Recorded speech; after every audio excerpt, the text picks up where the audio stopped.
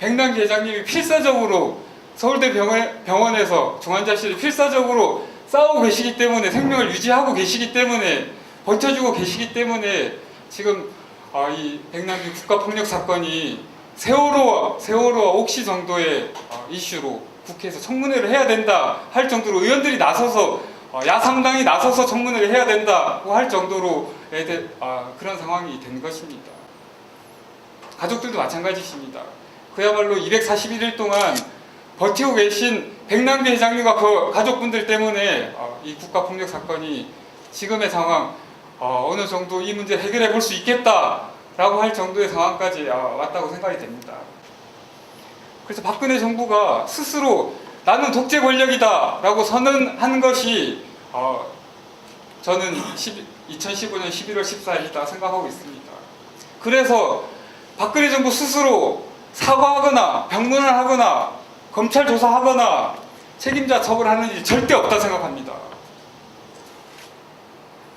그래서 저희가 이 백남기 국가폭력 사건을 반드시 해결해야 될 이유가 여기에 있다고 생각을 합니다. 물대포가 처음 도입된 10수년 동안 국민들을 대상으로 해서 이런 무자비한 살상 무기를 마구 뿌려댄 것입니다. 스스로 범죄를 인정한 거나 마찬가지입니다.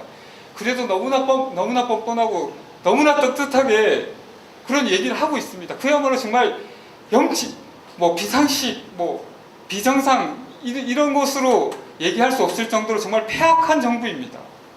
한상균 위원장의 5년을 선고한 그 재판부도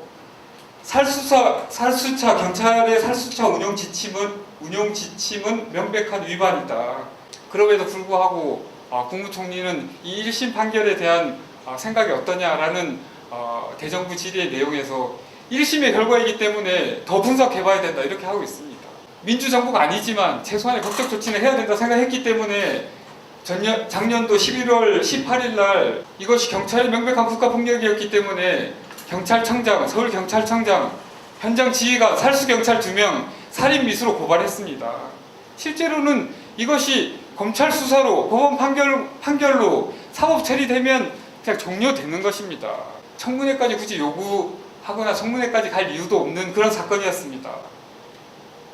그럼에도 불구하고 지난 유엔 인권이사회 때 8개월 동안 11월 18일 날 형사 고발한 사건을 8개월이 지나도록 조사 한번 하지 않다가 유엔 인권이사회 때 한국 정부를 대표해서 외교부 국제기구 국장이라는 사람이 나와서 검찰이 백남기 사건 철저하게 수사했다 이렇게 발표했습니다. 17일 날 본회의에 백남기 사건 검찰이 철저하게 수사했다 이 얘기를 하기 위해서 16일 날 살수경찰 2명을 불러서 조사를 한 것입니다.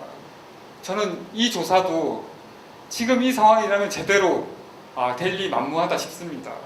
당시의 시위 진압 책임자 전원 승진했습니다. 4.19 때 김주열 열사가 그랬고 5.18 광주민중항쟁 박종철 이한열 열사도 마찬가지고 강경대 학생, 이청준 용산 참사도 마찬가지입니다. 독재 권력 스스로 제대로 조사해서 재발 방지 대책을 마련한 적이 없습니다. 엄청난 국민 항쟁이 그 사건을 진상규명하게 했고 책임자를 처벌하게 했습니다. 백남기법을 만들기 위해서 많은 논의를 하고 있지만 법이 없는 것이 문제가 아닙니다. 법이 있고 검찰이 있으면 뭐합니까? 정치검찰이 돼서 조사하지 않는데 정권을 교체하는 것 이것이 확실한 재발 방지 대책이다 이렇게 생각하고 있습니다. 그 7월 임시회에서 청문회를 하지 못하면 경찰청 업무 보고를 청문회 수준으로 한번 해보자 의원들도 함께 해주고 있습니다.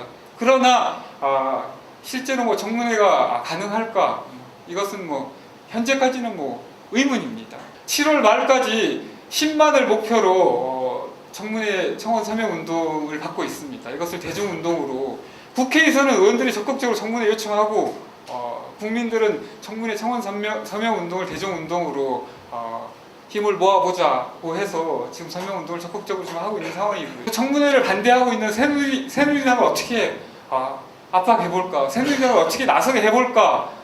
지역에서 새누리당 의원들을 적극적으로 좀 이렇게 압박하는 그런 활동들도 해야 될 것 같고요. 저는 2017년 정권 교체를 지금부터 준비하는 것 이것이 무엇보다 중요하고 확실한 대책이라고 생각합니다. 2017년 정권 교체를 어떻게 할 것인가 이런 고민을 지금부터 해야 된다 생각을 하고요. 그 시작이 저는 11월 12일 민중총궐기 20만 민중총궐기를 실제로 실현해야 진보 대통합도 되고 2017년 정권교체 해보자 이런 것들이 국민들에게 설득력을 가지고 국민들이 함께 할 수 있는 국민들의 희망을 줄 수 있는 그런 계기가 될 수 있다고 봅니다.